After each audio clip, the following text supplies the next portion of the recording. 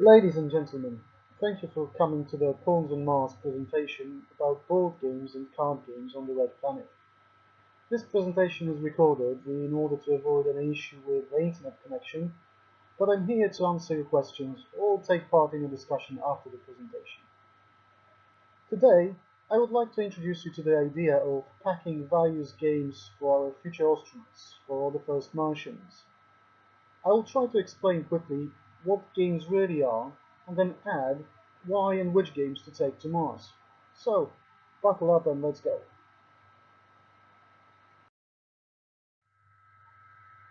But first things first. When talking with my friends from the Nicholas Copernicus University, from the Cognitive Science Department, they introduced me to the concept of measuring responsivity of the brain to stimulus. It seems that when we perform activities, or when we read narratives about faraway lands, our brain interprets both of those activities in a similar fashion. The fiction is real to our brain. When we read about traveling to Mars, when we try to repair the broken hatch or grow potatoes with Mark Watney, it all felt real because our brain made it so. For our brain, for our experiential learning, we have been there. Or maybe you traveled with John Carter. It also felt real. In a similar fashion, playing narrative games or well-designed simulations makes the experience real. So, when talking about Mars, games can make it both real and real fun at the same time.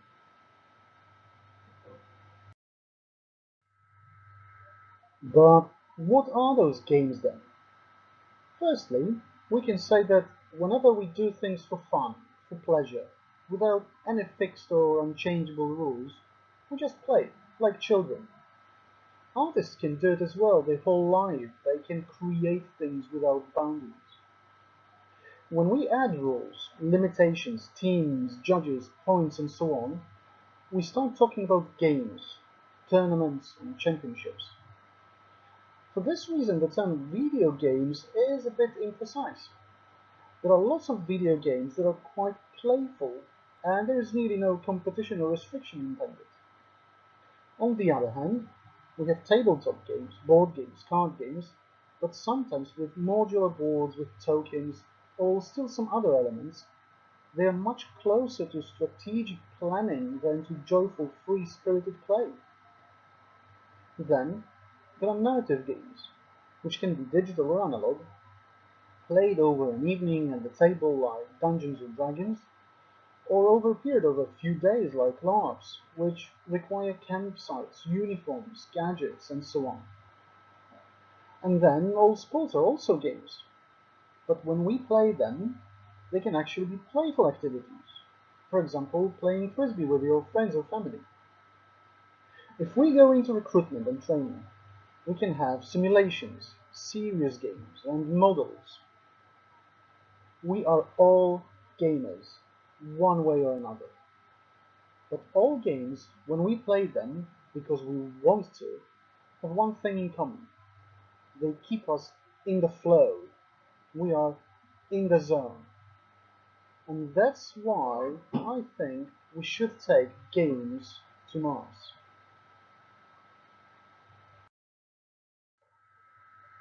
When thinking about games, we should see how far we already use them for practical reasons. Simulations are not just about Star Wars or The Sims. The military, firefighters, and administration go through regular trainings with simulations at the core of their learning or diagnostic process. The same complex systems are often scaled down to models retaining a handful of most important features. And still, those models can be used as much for fun as for hours, days, or even weeks of strategical thinking. Well, you don't believe me? Ever saw a game of chess? So, the question, what are games, is quite interesting. However, it's much more practical to ask why we should play games. First of all, we are gamers. Some of us prefer sports, some play bridge, others travel with Captain Kirk or Captain Picard with Final Frontier. Especially in relation to tabletop and narrative games, there is a great focus on socialization. We become better people, or at least better at understanding others and negotiating agreements. We no longer tell others what happened to us, but we live through similar experiences and learn how to interact much more efficiently. There are amazing video games which you could play for days and months, but usually you're on your own or with other detached and scattered players. Video games are also difficult to amend or mod without prior training. Here comes the advantage of tabletop games. You can easily adjust them to players, to schedules, to needs. That's why we have house rules for Monopoly. I mean, this game really needs a lot of adjusting. And here is where creativity and the feeling of empowerment come to play, especially in relation to board games, card games, and various narrative games. They can provide a vent to skills that remain untapped, but they can also function as a safety valve. After all, it's better to quarrel about who should be able to play this or that card than to frown on each other when decisions need to be made about oxygen distribution in the colony compound as the sunflare is coming our way. And again, when thinking about those distributions, allocations, scenarios, games are simulations which prepare individuals and teams for making decisions and for dealing with consequences. And still, they can be used also for diagnostics of our cognitive or motor functions. We need games.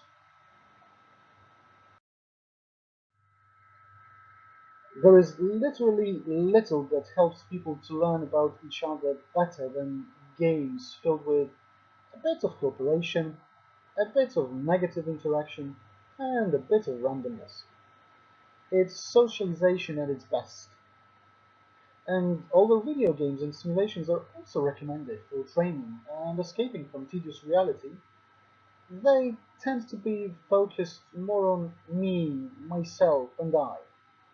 And as far as I hear, supposedly there is no I in team. So, from all those playful activities and games, which should be considered as indispensable for the first Martians?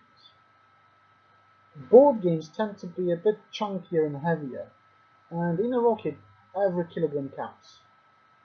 Card games seem simple, but they are light. Narrative games can sometimes be stored entirely on a tablet as ebooks, and anything around the base can become a prop later on. Hybrid games mix the tactile and visual features of board games with the computation powers and added visuals or audio of the electronic medium. And still, we could just upload some video games to the Mars lander, although they tend to go into hundreds of gigabytes nowadays, so maybe that's not the best idea. Unless you like to play pranks and want to provide a Mars mission with the first edition of Doom. After all, it was 2 megabytes, and the action takes place on Mars.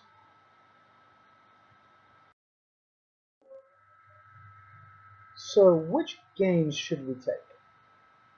First of all, we should be looking for variety in terms of items and experiences.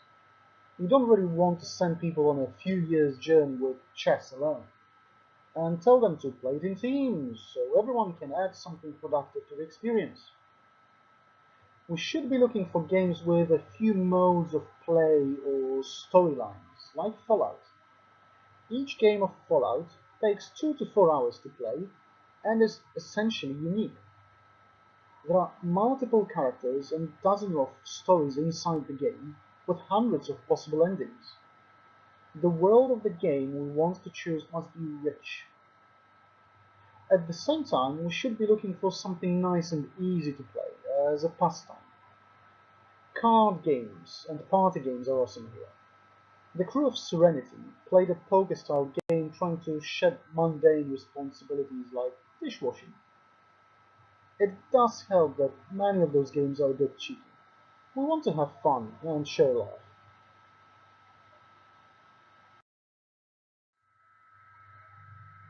So, why games on Mars?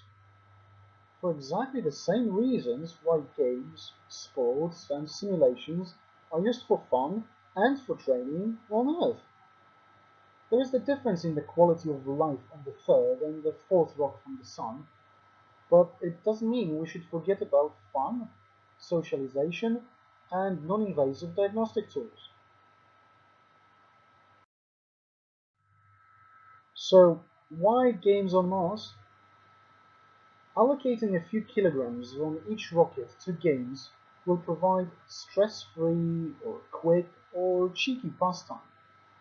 They will also allow the first Martians to cater for individual well-being and for the operations of those individuals as a team. And just for the fun of it, I mean, how many of us manage to fly to Mars in a game while flying to Mars in a proper spacecraft? And why not on Mars? Games and playful activities are already present at ISS and probably most of space expeditions. So why not on Mars? Let's face it, playing games and having fun are as important to the psychological well-being and group cohesion as food and oxygen are for our body and its basic functions. So, which games should we pack along? Hundreds of tabletop games can be already played on tablets, computers, and consoles, and that's great. It allows gamers from around the world to play together, or the AI can take over the part of other players when you're on your own. We want those digital games in. Still, the feeling is not the same. The virtual board game often lacks the additional element of human contact, and the tactile and visual don't really live up to reality when you have access to both. So, great that we have those digital variants, and those games should be present on Mars, but only alongside other video games and proper tabletop games. One more reason for board games and card games is the ability to introduce iterations, or create your own games quickly and easily. It takes equipment, time, and skill to prepare a mod for a video game, or a level, or even a whole game. With board games and card games, it's so much easier. Just take away some cards, change statistics of some ships or characters, change the number of players, or add a new tile to the board. It literally takes minutes and can be tested straight away. That's why those Iron Russians of tabletop games will allow the first Martians to develop their creativity and to empower them in the human drive to make things better or adopt them to our needs whenever we can. So, something old, something new, something borrowed, something blue, and a sixpence in her shoe. So, something old. We do need chess. This goes without saying. Even if our future astronauts don't play chess yet, they may want to learn that during their trip there and back again. Besides, there are quite a few versions of chess, and there are other games that can be played on the same board. And then card games. It takes one or two decks of cards, and you've got a set for hundreds of games, as well as some playful activities. Never underestimate the power of a deck of cards. They go a long way. Having just a simple chessboard or some cards also enables players to add rules, test them, or to create their own games or stories at any time. That's a very handy base. Personally, I'd love to see a rapid chess game or even a blitz played between Earth and Mars. Martian rapids. 1 minute to make your move, but then around 40 minutes to wait for your opponent's response. Wicked.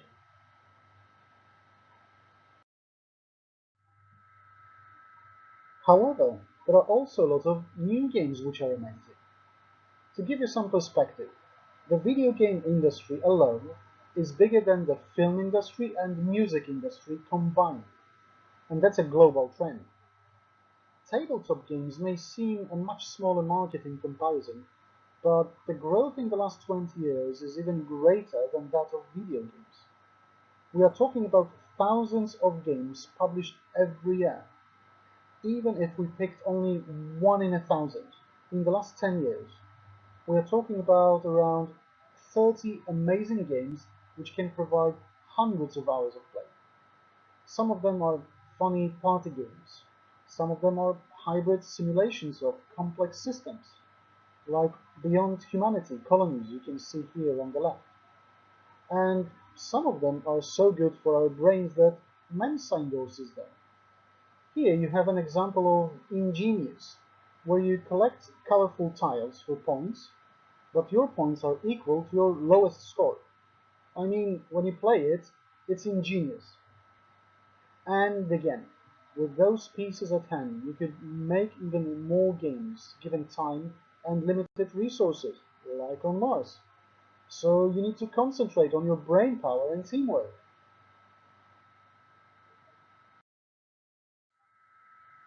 Something borrowed. Games can also provide a link to our favorite stories, books, films, songs, you name it. The Lord of the Rings card game packs in a shoebox and relates to the trilogy, to The Hobbit, and to Silmarillion. Just a few hundreds of cards give virtually an infinite number of combinations, and the well-balanced randomness of events in the game ensures thousands of hours this game can be played. If you prefer Star Wars or Star Trek, Lovecraft, Robinson Crusoe, or fierce battles of World War II, there is always a game for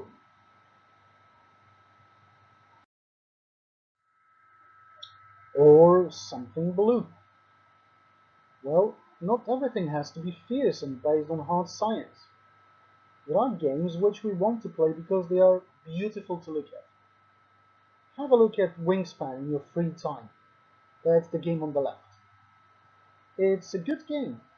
You can learn a lot about birds around the globe. But most importantly, it feels so nice to play it with friends when you repopulate a meadow with some migratory and local birds. Or maybe a more human approach to another being is what you need. We watch horrors and dramas because we need those feelings as well. They knew it in the ancient world, so the theatre thrived.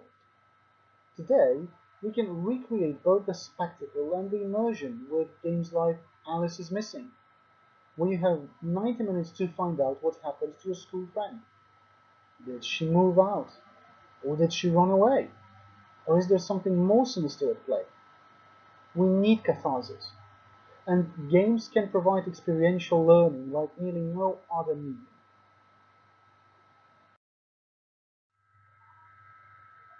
And finally, something extravagant. When we are sending people in a tin box across an empty void, it would be nice to give them something beautiful to look at and play with. There are closed and open systems that you could just spend hours looking at, painting, decorating, setting up, and all of that even before you start playing the game itself. Again, we can go for Star Wars. This time it's the Imperial Assault on the left. It will take 3 to 4 shoeboxes this time, but you'll get around 100 figurines and a few dozens of missions and campaigns. That translates into hundreds of hours of game time alone, not to mention painting or creating your own games from this starting set. Similarly, Frostpunk can be seen as a challenging and story-driven simulation that can also be a springboard for additional modification, games, short stories, musical compositions written around the game. These games are awesome because they do not stop at the level of the game itself. They are beautiful, they are rich, and they want to grow.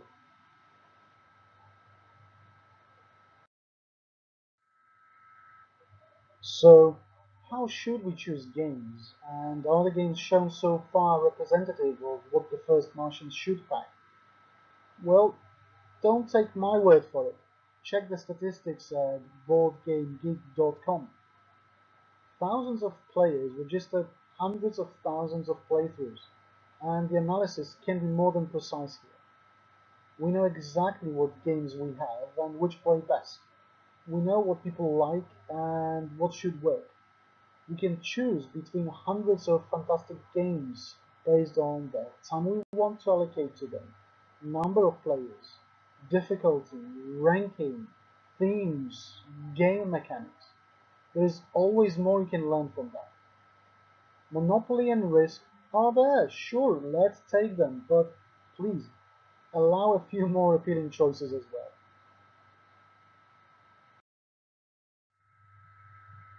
I remember one more thing my friends from the Department of Cognitive Sciences told me once about mirror neurons.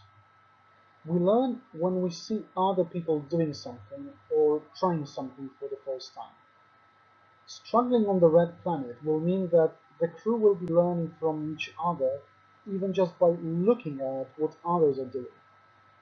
If only you stay emotionally attached, because without empathy and immersion, we're not paying attention to others and surrounding, and we're not learning.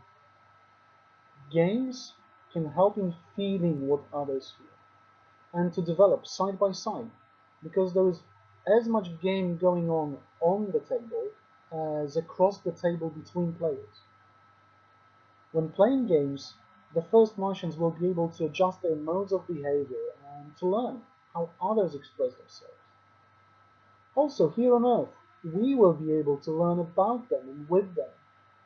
In time, we all will go to Mars because our brains will make it feel real.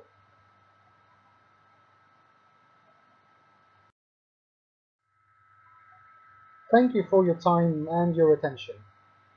Here you have the list of games mentioned in this presentation. If you have any questions or suggestions, I'm all ears.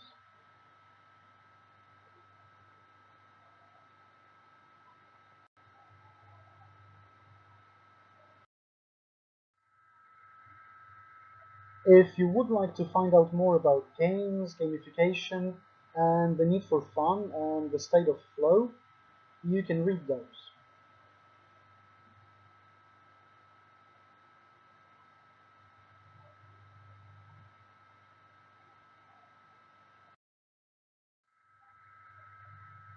Thank you one more time, and I hope to hear from you about further ideas and projects. It's amazing to be here at the Mars Convention 2025.